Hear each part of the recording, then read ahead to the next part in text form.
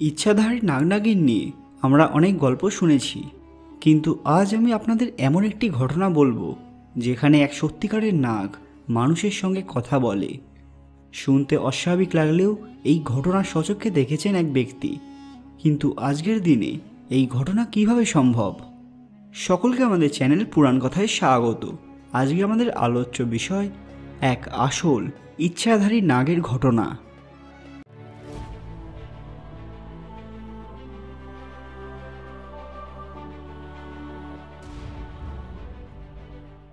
রাজস্থানের জয়পুর থেকে 70 কিলোমিটার দূরে অবস্থিত একটি গ্রামে এই অলৌকিক ঘটনা ঘটেছে। কোনো এক সময় এই গ্রাম যথেষ্ট জনবসতিপূর্ণ ছিল, কিন্তু সময়ের সঙ্গে এই স্থানের অনেক পরিবর্তন হয়েছে। সব মানুষ নিজের বাড়িঘর ছেড়ে শহরের দিকে চলে গিয়েছে। এই গ্রামে একটি কুয়ো ছিল, যা এখন মাটিতে ভর্তি। এই কুয়োর কাছে একটি ইচ্ছাধারী নাগ ছিল, যে মানুষের ভাষায় কথা বলতে পারে। এক ব্যক্তি এই নাগকে দেখার জন্য প্রায় 10 দিন জঙ্গলে কাটিয়েছিলেন। নাগ পঞ্চমী দিনে নাগ দেবতার পুজো করতে তিনি দুধ নিয়ে গিয়েছিলেন। সেই দুধ মন্দিরের পূজারীর হাতে তুলে দিয়েছিলেন, কিন্তু তিনি সেই দুধ নাগ দেবতাকে না দিয়ে নিজের চা বানিয়ে খেয়েছিলেন, যে কারণে দুধ শেষ হয়ে যায়। এই কথা জানতে পেরে সেই ব্যক্তি নিরুপায় হয়ে নাগ দেবতাকে জল অর্পণ করেন।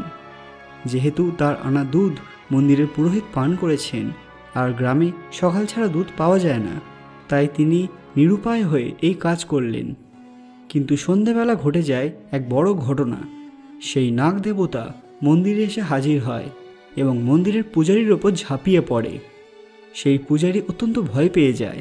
তার স্ত্রী এবং বাচ্চারা নাগ দেবতার কাছে ক্ষমা প্রার্থনা করে এবং পূজারীও নিজের ভুল স্বীকার করে। শেষ পর্যন্ত সেই বাচ্চাদের প্রার্থনায় নাগ দেবতার ক্রোধ শান্ত হয়।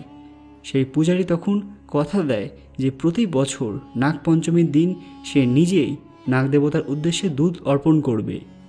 সেই সময় থেকে আজ পর্যন্ত প্রতি বছর নাগ পঞ্চমীর দিন বহু মানুষ দূর দূরান্ত থেকে আসেন এবং সেই মন্দিরে দুধ অর্পণ করেন। শোনা যায় যে এই ইচ্ছাধারী নাগ সবার সাথে কথা বলে নাগ পঞ্চমীর দিনে। যারা এখানে দুধ অর্পণ করেন তাদের সব মনস্কামনা পূর্ণ হয় এবং কুণ্ডলিতে থাকা ভয়ানক কালসর্পদোষ নষ্ট হয়ে যায়। আপনার ভাগ্যে যদি এই কালসর্পদোষ থাকে, তাহলে জীবন অনেক জটিল হয়ে যায়। প্রতিটি ক্ষেত্রে কোনো না কোনো বাধা আসে।